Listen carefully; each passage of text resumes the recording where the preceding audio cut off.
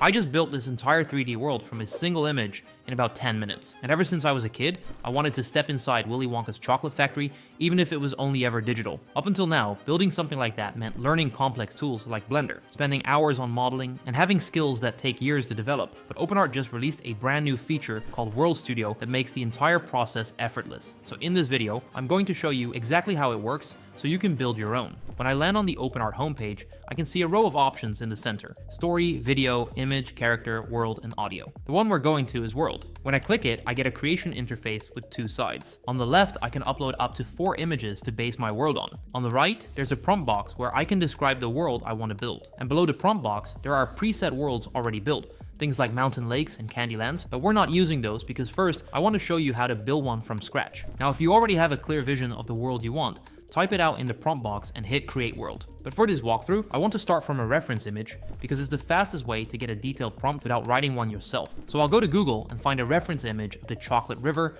from Charlie and the Chocolate Factory. This is a great image to work with because it has depth, interesting architecture, and a very specific atmosphere that I want the world to capture. I'll click prompt from image, upload the photo, and OpenArt analyzes it and generates a detailed prompt based on what it sees. The prompt it wrote is actually really good, so I'll tap use prompt and it fills my prompt box. But before I use it, I can edit it right here as well. So if I want to add details like a specific color palette, a different time of day, or extra elements that weren't in the original image, I can tweak the prompt before anything gets built. Now I have two options. I can preview the world with a panorama, or I can press create world and let it build the full 3D environment directly. I'm going straight to create world because I want to see the real thing. It takes about 5 minutes to generate, and when it's done, the world shows up in the creations panel on the right side of the screen. I'll click enter, and now I'm inside the world. And the result is way better than I expected. The entire chocolate river is built around me. I can navigate through it, look up, look down, rotate the camera, and explore the space from any angle. If you've ever opened Blender, this gives off that exact same feeling of walking through a 3D environment, but without any of the learning curve. I went from a single image to floating inside a fully built world in about 5 minutes. Now, having a world is great,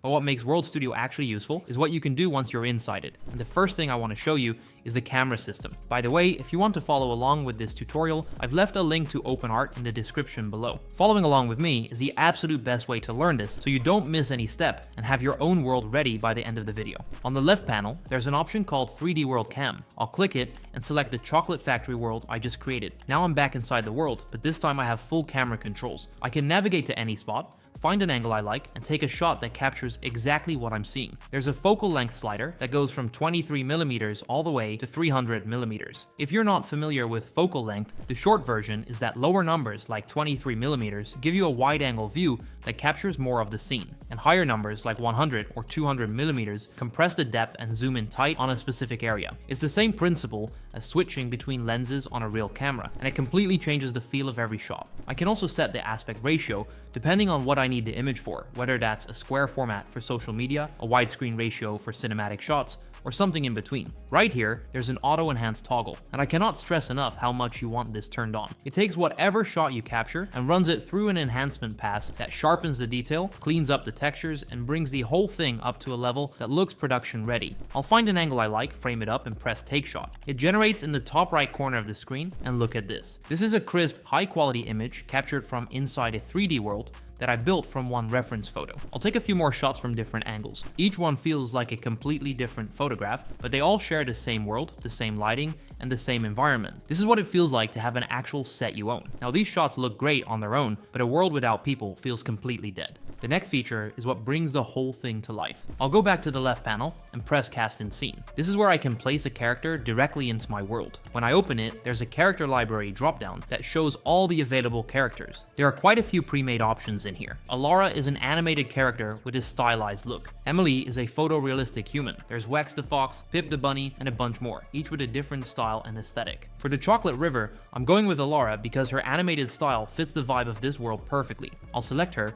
and in the prompt box, I'll type, she's looking down the chocolate river with her back slightly turned to the camera, warm lighting from the left. I'll press take shot and let it generate. And this is the result. Alara is standing, looking down the chocolate river. Her lighting matches the environment, and the composition looks like it was set up intentionally. She's not floating on top of the scene or pasted in awkwardly, she looks like she's physically present there. And that's the whole point of World Studio. The character and the world are connected. The lighting stays consistent, the perspective holds, and if I come back to this world next week with a different character or a different story, everything still matches. I can also press edit image if I want to refine the shot further, and that takes me to OpenArt's image tab where I can adjust specific areas, swap out details, or run it through a different model. But for this shot, I'm happy with it as it is. The combination of a persistent world, full camera control, and character placement in one tool is something I haven't seen anywhere else, and it gets even more interesting when you look at what's already been built inside the platform. I'll head back to the main panel and press Browse Library. From here I can switch between my library, which holds any worlds I've created, and the OpenArt library, which is full of pre-built worlds from the community, and there are a lot of them in here. I can see a massive variety of environments to choose from,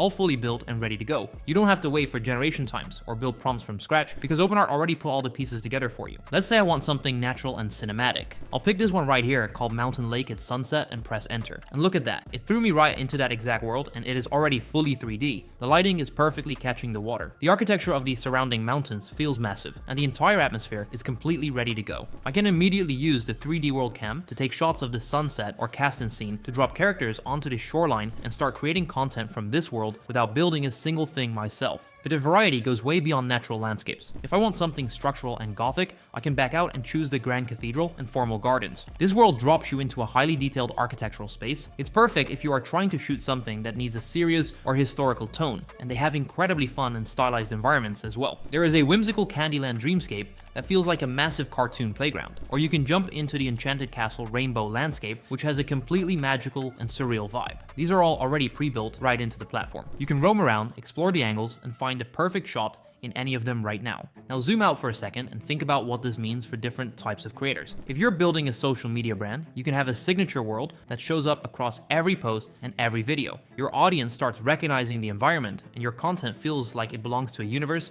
instead of a random feed. If you're making AI films or short stories, this is a stable set that never changes between shots. You can plan your camera angles, place characters, and capture scenes that are visually connected to each other from beginning to end. And if you're building a virtual influencer or an AI character, they finally have a world to live in. A consistent space that you return to across projects where the lighting and the environment match every single time. The worlds you build save permanently to your library. That means something you create today is a long-term asset that you can use for a completely different project with completely different characters telling a completely different story. And that is really what makes a feature like this stand out. It lowers the barrier to creating something that feels far more immersive and visually thought through. You can start with a simple idea, build it into a full environment, and then explore different ways to use that space creatively. For some people, that might mean storytelling. For others, it could be world building, concept development, or creating more visually connected content. Overall, it opens up a much more accessible way to experiment with ideas that would normally feel far more difficult to build. And what makes that even more impressive is that this entire workflow started from a single image I found on Google and uploaded into OpenArt. If you want to start building your own worlds, I've left a link to OpenArt in the description below. Thank you for watching, and I'll see you in the next one.